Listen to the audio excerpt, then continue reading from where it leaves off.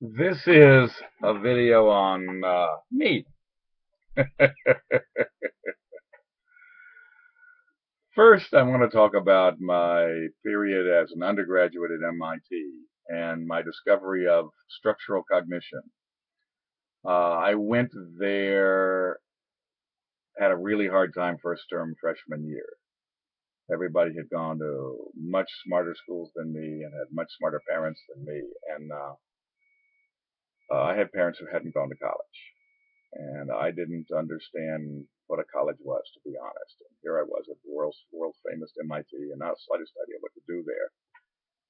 And but I was convinced I was an idiot, didn't know anything, and so I just went around asking professors how to live and how to go to college and what's this place about, stuff like that. And some of them were, about half of them blew me off, but about half of them wasted 5 minutes telling me, and I wrote it all down. I believed it. I didn't. They didn't realize how new to me their basic common sense sayings were. And that gave me ambition because second term freshman year, I scored 55 points above class average grades in all of my hard subjects. And so I really got the formula of that place. I just blew past everybody. And I remember Arthur Maddock, the head of the math section, uh, saying, and we have one paper here that's 55 points above the number two paper here. Who is this Greene guy? And then he handed it to me directly by hand. This is in a class like 200 people or 300 people. And then that really created a problem for me. Number one, it's sort of, I lost all interest in competing with MIT students because it was too easy. And number two, it hardened my conviction that the faculty of computer science were idiots there and not smart and a waste of time. IBM had donated a lot of big equipment. And the introductory course, 6251 to computer science, was writing a COBOL compiler in PL1, which is idiotically simple. And you have to be a moron to think that that's an assignment for somebody. I mean, it's just translate this little bit of code into that, write something that translates bits of code into each other. It's just a 7-year-old would be challenged by that. And here, John Donovan, the famous rich guy.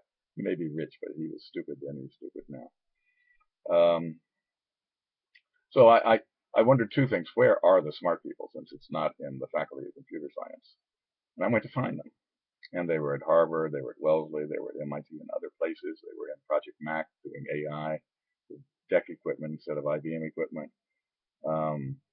And I set myself a project, and they were all interested in how the mind works and how to get computers to do what the mind does.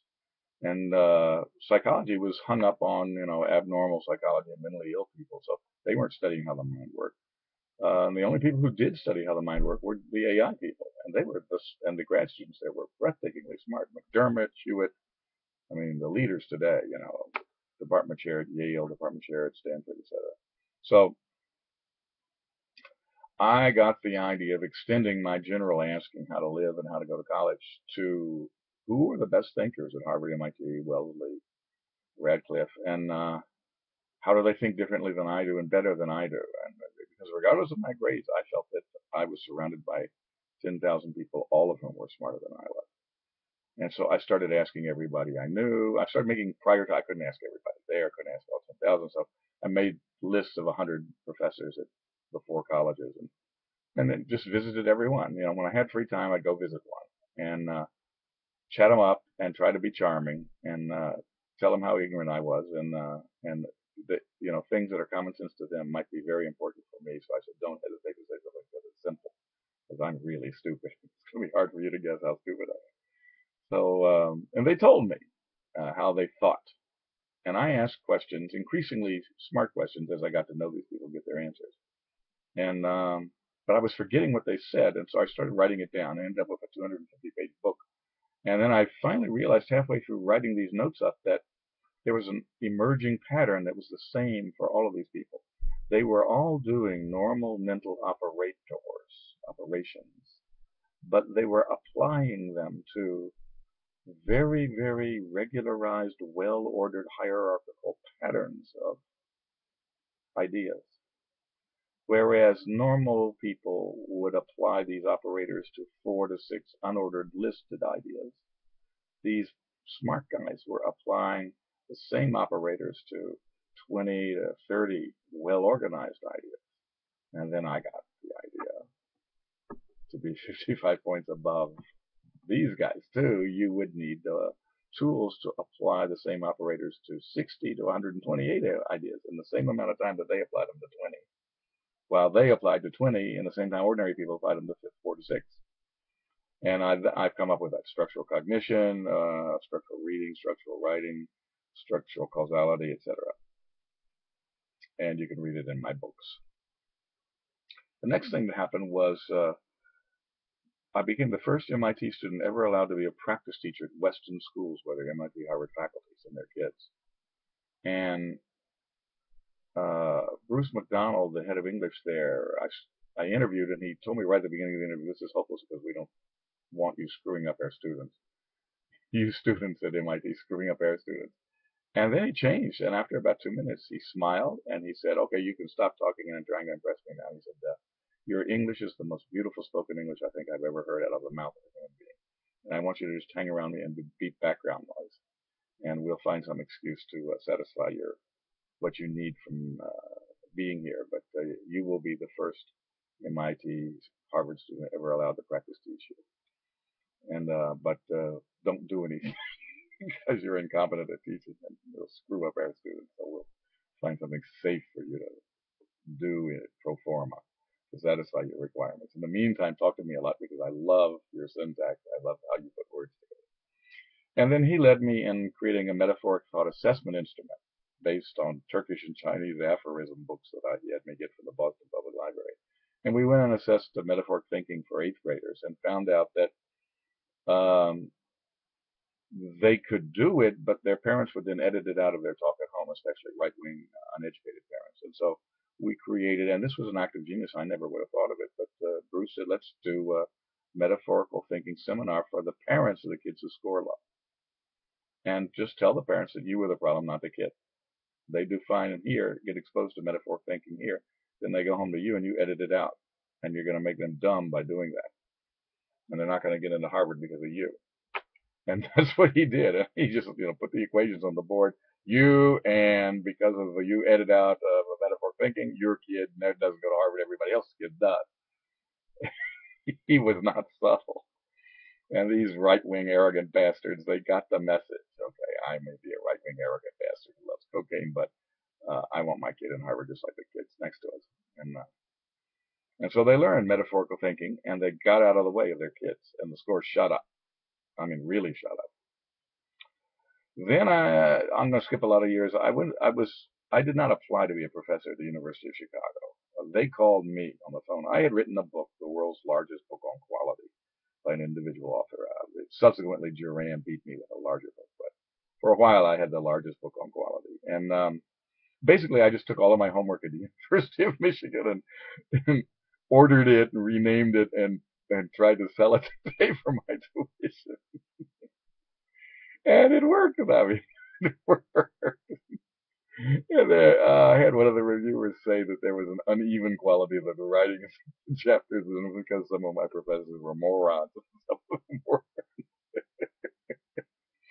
At any rate, I ended up I sent this manuscript to American Society for Quality, and they sent it to McGraw-Hill, and somehow the University of Chicago faculty got a hold of it and thought it was a work of genius, and they wrote me to that effect that they had read it. It was a work of genius. They wanted to hire me to teach at their business school. And so without any plan, and then, I didn't agree because their salaries are shitty and they're a bunch of right-wing Nazi bigots. And to be honest, there is an anti-intellectual atmosphere at top 5 colleges where they steal ideas from each other so ruthlessly you can't talk about anything you're interested in at lunch there. Harvard's the same. And but there were benefits because I thought my wife and I might need to go back to Japan, and a university professor might be a decent way to make money while in Japan. So I took the job at the University of Chicago. And but I was standing in front of the MBAs, 150 of them the first day, and I didn't have the foggiest idea what educating people is. So I went out and I bought 200 books on educating, and by philosophers and famous people like Rousseau and Alfred North Whitehead and Kimura in Japan and Nishida in Japan and Sun Yat-sen, and not Sun Yat-sen, Sun Yat-sen, the famous Chinese philosopher of education. And they were all a pile of crap. I mean, they was all, educated people are people like me. And I thought a world of people all just like me would be really terrible. That's a really stupid person's idea of what an educated person is. So they were all basically just mentally deficient white males wanting to praise themselves. So the hell with them. And it didn't matter who they were. Dewey said people are American, educated people are American type people. And Hans Georg Gadamer said educated people are German philosopher type people. And everybody praised themselves. And nobody had gotten around the globe all the variety there to be valued. They were all very local, narcissistic, and bigoted. So their idea of the good and of excellence. And then I realized I was going to have to define educatedness empirically. I was going to find out who the world best people were, and then how did they get to be best, and interview them, and then categorize and analyze and build models of how they got to be best. And then that would be a research project. And so I started out small and gradually got bigger and bigger and bigger. It finally got gigantic, and we ended up interviewing 8,000 people from 63 professions and from 41 nations. And they ended up defining for us 54 different ways to reach the top of nearly any field. We called those excellent sciences, and we ended up calling the whole thing the Excellent Science Research Project.